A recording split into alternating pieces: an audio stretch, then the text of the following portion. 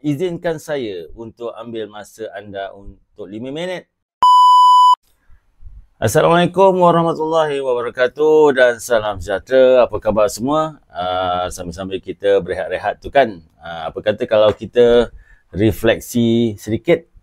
Izinkan saya untuk ambil masa anda untuk 5 minit bagi menerangkan sedikit tentang PBS. Ramai yang tanya, ibu apa yang bertanya, apa tu PBS, apa itu PBD, kan? Macam mana PBS dengan PBD ni, apa sama ke? Okey, jadi hari ni kita ambil peluang ini, saya ambil masa sikit, tuan-tuan dan puan-puan, terutamanya kepada ibu bapa, kepada guru-guru, kita terangkan sedikitlah tentang apa itu PBS. Jadi PBS ini adalah pentaksiran berasaskan sekolah. Okey. Baik, untuk makluman semua, KPM memperkenalkan pentaksiran berasaskan sekolah ni selari dengan transformasi sistem pentaksiran pendidikan kebangsaan. Jadi maksudnya penilaian kita ni adalah menilai secara holistik, maksudnya secara keseluruhan. Bukan kepada peperiksaan sahaja, tetapi melibatkan kepada keseluruhan apa yang ada, iaitu sebagai contohnya kognitif, dia punya emosi, rohani, kemudian psikomotor, iaitu jasmaninya, dan juga sosial. Jadi dia seiring dengan falsafah pendidikan kebangsaan, iaitu pembangunan secara holistik, jasmani, emosi, rohani, intelektual.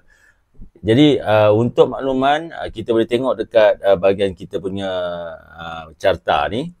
Bila sebut PBS, dia terbagi kepada dua. Senang je, dia terbagi kepada dua, iaitu akademik sebelah kiri dan bukan akademik sebelah kanan. Okey, dekat akademik tu ada PP, penilaian berpusat, dan juga PBD. Ni yang PBD, penilaian bilik darjah. Okey. Baik, penilaian berpusat ni macam SPM lah. SPM, Sijil Tinggi Agama, tu adalah pentaksiran berpusat. Sebagai contoh, Sijil Vocational, itu pentaksiran berpusat. Jadi MPAK, PASM ni adalah pentaksiran-pentaksiran yang turut ada di dalam pentaksiran berpusat. Okey. Kemudian penilaian bilik darjah ni terletak di bawah sayap akademik, di bawah PBS. Tu senang nak faham. Okey, kemudian yang bukan akademik. Bukan akademik pun penting. Ini mak ayah pun kena tahu. Jadi dia terbagi kepada dua, iaitu PAJSK dan juga PPSI. PPSI ni bukan kadar angin tayar tau. Ini adalah pentaksiran psikometrik. Okey, kita tengok PAJSK dulu.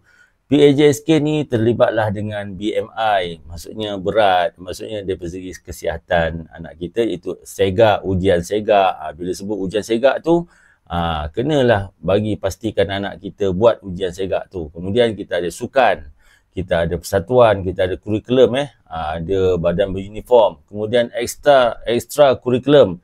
Ini mungkin kita akan terangkan satu persatu lah nanti. Kemudian itu di bawah PAJSK. Di bawah pentaksiran psikometrik ni, dia ada data-data dia tau. Ada data-data dia, iaitu sebagai contoh, kalau anak kita darjah 6, dia ada satu, kita ujian dia panggil Indeks Kecerdasan Pelbagai. Okey. Indeks kecerdasan ni, kita ada 9 kecerdasan pelbagai ni. Jadi, indeks kecerdasan ni,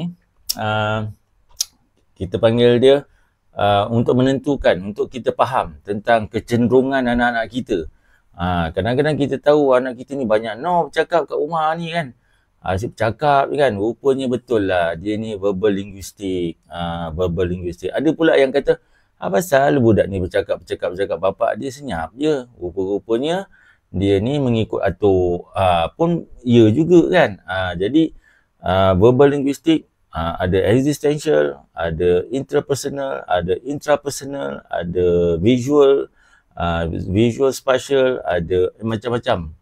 Jadi tengok, kadang-kadang kita tengok anak kita, tak kerti duduk diam ke budak ni. Rupanya dia punya kinestetik sangat tinggi. Jadi inilah karakter ataupun kita panggil, bukan karakter, ini adalah kecenderungan dan kecerdasan anak-anak kita. Jadi ini yang kita perlu fahamkan.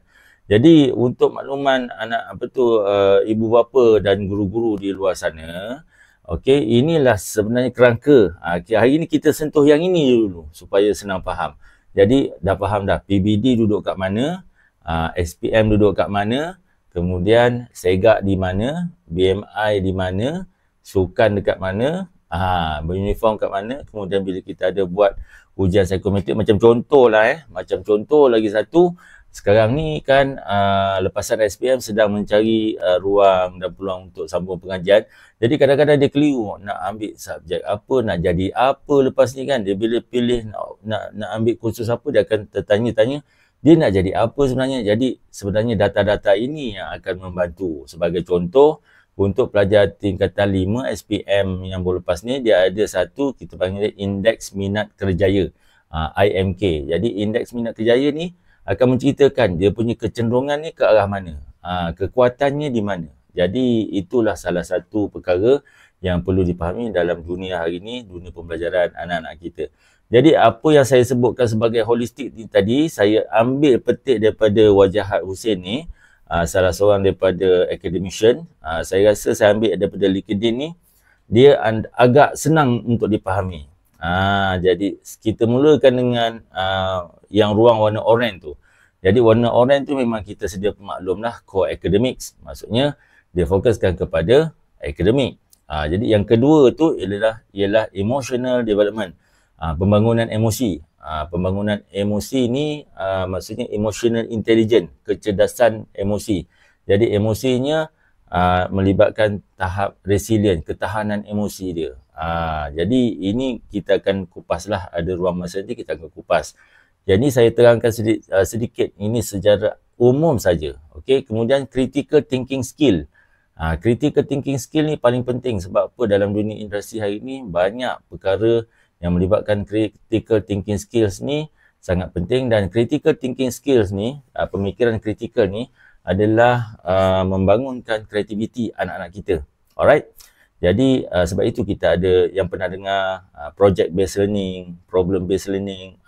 Itulah bendanya yang nak membangunkan anak-anak kita ni. Kemudian kita tengok conflict resolution skill. Conflict resolution skill ni dia hampir mirip kepada emotional development tadi, tetapi ianya lebih kepada bagaimana dia menguruskan konflik. Dia jadi negotiator, dia jadi pendamai, dan dia mungkin akan menjadi orang yang lebih tenang dalam menguruskan dan menghadapi masalah. Kemudian kita tengok sebelahnya tu ialah character formation, pembangunan karakter. Pembangunan karakter ni sebenarnya dia melihat kepada apa yang berlaku daripada yang pertama sampai yang ke character formation tu. Jadi membangunkan karakter ni kita kena lihat karakternya macam mana untuk rakyat Malaysia yang akan datang. Adakah kita nak karakter-karakter yang dalam bahasa kampungnya tak semenggah? Tak semenggah. Jadi kita kena fikirkan ianya bermula daripada mana? Bermula daripada di bangku sekolah lagi. Okey. Seterusnya healthy social skills. Healthy social skills ni sebagai contoh, kita ambil yang paling senang dalam dunia serba digital ni, maksudnya masing-masing mempunyai nilai hormat, privacy, privacy kawan-kawan, kemudian tak adalah dipanggil komen-komen yang menjatuhkan maruah, mengaibkan orang. Okay, that one is consider healthy social skills lah. Kemudian manners, ini adab. Adab dan nilai, itu kan yang terkait, itu juga terkait dengan character formation tadi kan. Okey, jadi adab ni adalah satu cabaran jugalah di dalam dunia yang tanpa sepadan ni. Jadi ini salah satu daripada holistic education ataupun pembangunan pendidikan secara menyeluruh. Dan seterusnya hands-on lesson. Hands-on lesson ni maksudnya dia bukan belajar teori je. Dia boleh buat. Dia bukan belajar teori tetapi dia boleh laksanakan dan benda tu lebih realistik.